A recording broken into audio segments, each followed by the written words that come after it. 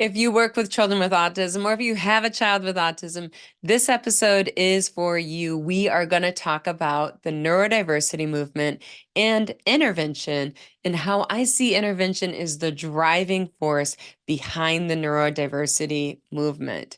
But before we dive into that, I have some important news to share. For the month of April, it is Autism Awareness Month. We are going to have a 4-course autism series at speechpathology.com, and it is going to be awesome. I worked so hard on this and I want you to be able to see it. So it's really important that you don't miss this. On Thursdays at 12 p.m. Eastern Time, I will be live on speechpathology.com, and I'm going to go through the month of April.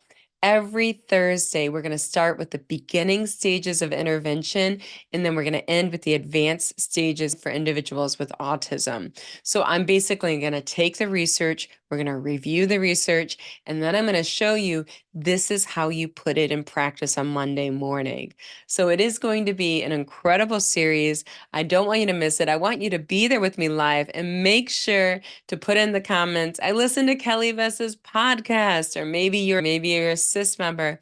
Make sure to give me a shout out. That would mean the world to me, having your support, having you there at the drawing board with me at speechpathology.com. This is a really important series for me, not only because I'm so passionate about autism, but also in bringing the research into practice and improving outcomes. This is a mission in my life, but because speechpathology.com is my favorite continuing ed company. They are hands down the best out there. They have the best speakers. They have the best workshops. I myself have been a member for over 10 years in speechpathology.com, so I'm very proud to be presenting for them. They're fantastic people. They do quality work, and they make the world a better place.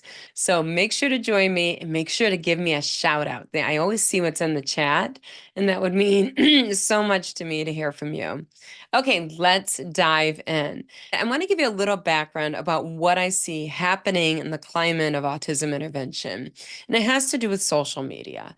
So with the rise of social media, there's also a rise of tribalism. And when I'm talking about tribalism, I'm talking about this modern tribalism in which what happens is you're only listening to or associating with people that share your point of view.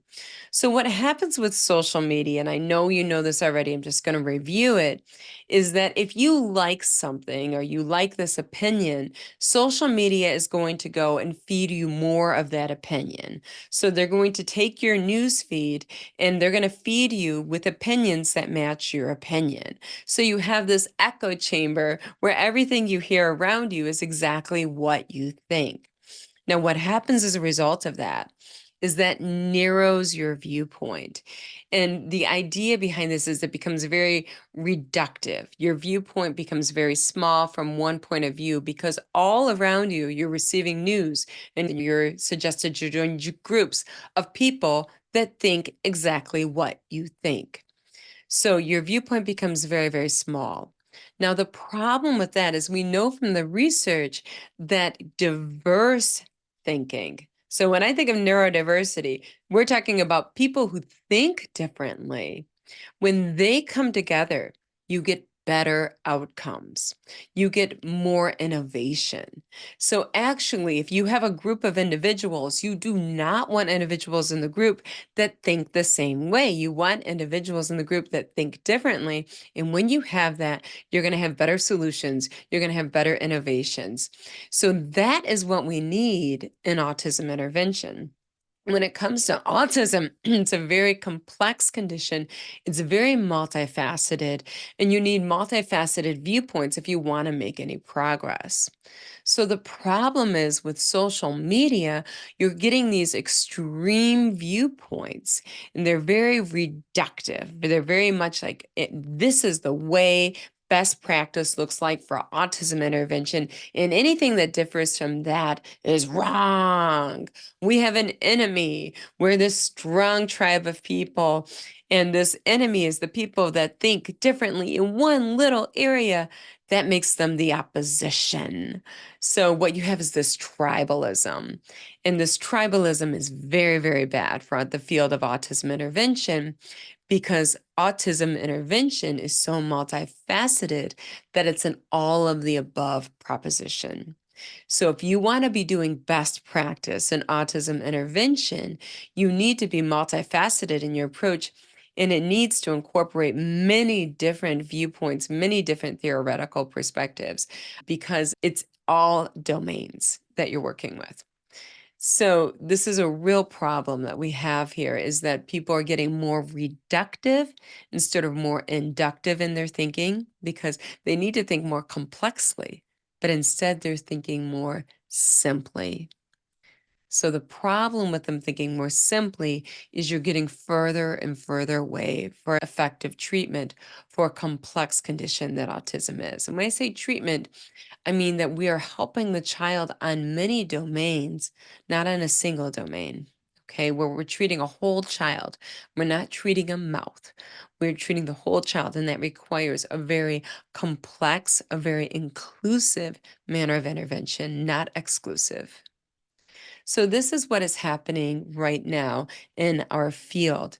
So the problem is that there's some that are taking this extremist viewpoint, and this is often what you're exposed to, is these extreme viewpoints in social media, which are saying, well, intervention is wrong because intervention for autism is suggesting that autism is a disorder and that these are symptoms of autism, and that when you're providing intervention that you are treating the symptoms of autism.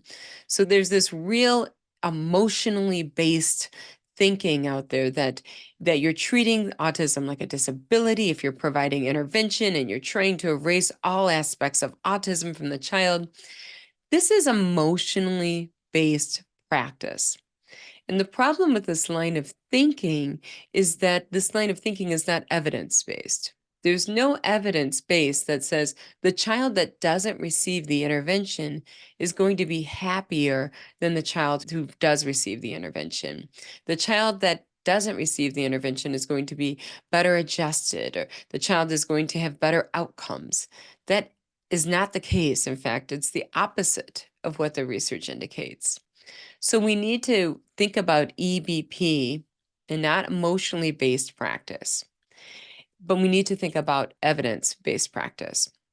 In the case of autism, it's extremely important because if we're going to get into tribalism, if we're going to get into reductive thinking, we are not going to help these children. But if we're going to get into inclusive thinking, in which we look at the evidence and we look at what is working, what is not working, and let's take everything that's working and develop a comprehensive intervention that helps the child as a whole, that's when we're going to produce better outcomes. So when I look at neurodiversity, I think it's all about intervention. And let me explain why. Being someone who's neurodivergent myself, neurodiversity to me is the opposite of saying no to intervention. Neurodiversity to me is all about empowerment, and it's all about empowering children to have their own voice, empowering children to have control over their bodies, empowering children to have control over their environments, empowering children to have autonomy in which they can independently function in this world. That to me is what intervention is about. It's about empowering neurodiversity, giving these children a voice, giving these children control over their bodies, giving these children control over their environments, giving these children control and their ability to interact with others, and giving these children control and autonomy and the ability to function independently in this world. And we do that with intervention. And the research indicates that better outcomes in all of those areas is with provision of intervention. That's what neurodiversity is about. It's about giving these children the wings so that they can go and take off and fly. So, how are we going to do this? Right now, we are not doing a very good job. Because what the research indicates is that outside of the school intervention that we provide, the children benefit from more. And when I'm talking about more, private speech therapy, private occupational therapy, private feeding therapies, private physical therapy, private behavioral intervention therapies, ABAs, the naturalistic type is what I support, private play therapies, private movement interventions, private music interventions. So all of these private therapies, they cost money. And what's happening today is our children are illogically and unethically grossly underserved in terms of this intervention. So let me give you an example. Children with autism are 22.2 times more likely to have a motor disorder in their bodies. Yet they are no more likely than their neurotypical peers to receive movement intervention for this motor disorder, even though the research shows that the movement intervention works. So we can empower these children to have control over their bodies, to have control over their environments, to have control over how they manipulate their bodies in interacting with others. We can empower them, but we don't. Now that is the problem. That is when we don't have neurodiversity, when we do not give these children a voice in this world. So this is what is happening today. So let's talk about what else is happening. And I'm seeing this right now, especially after COVID, when we have an unemployment rate that is so low in the United States. It's under 4%. That's wonderful. But unfortunately, there's a labor shortage and there's a therapist shortage. And there's a case in the United States of the haves and the have-nots. So those with money, and I think this is wonderful for those with money, we don't want this to end, but this is the case, they're receiving the private therapy. They're getting the better outcomes. And this is high stakes. So these children that are receiving the private therapies, this is going to impact the next 100 years of their lives. They have a better trajectory because early on, neuroplasticity is so great. You can create such great change. And the research is very clear that intervention does matter, especially early on. So you give these children intervention, you impact the next 100 years of life. It's a very wise investment. You're spending pennies and you're getting dollars in return. Now, there's the have-nots. Now, this is what we have going on right now in the United States. We have children with autism that have Medicaid. Now, they are not receiving the private intervention outside of the school. And the reason they're not receiving these private interventions is because the private clinics are not accepting the Medicaid. They're only accepting the premium insurance. And when they do accept HMOs or the other insurances, there's a huge copay. So what you have is you have so many children in the US that are middle class, that are working class, that are poor, that are not receiving these interventions. And by not receiving these interventions early on, they're going to have worse outcomes for the next 100 years of their lives. So this is something that should be funded by the government. This is something that initiatives should be made so that private clinics are picking up these children for huge tax deductions, or there's some sort of incentive to pick up these children during this market in which we do have a labor shortage. But we can't be doing what we're doing. What we're doing right now in the United States is we have a case of the haves and the have-nots, and the have-nots are not receiving intervention that is sorely needed. That is a very wise investment for us to make in these children that is going to change the outcomes for their entire lives. So this, my friends, is what I see neurodiversity is. Neurodiversity is investing in these children so that these children have a voice, so that these children have control over their own bodies, so that these children have control over their environments, so that these children have control over their bodies when they are interacting with other individuals, so that these children have autonomy and are able to live independently in this world. We can have these outcomes in which neurodiversity is here, in which these children are empowered.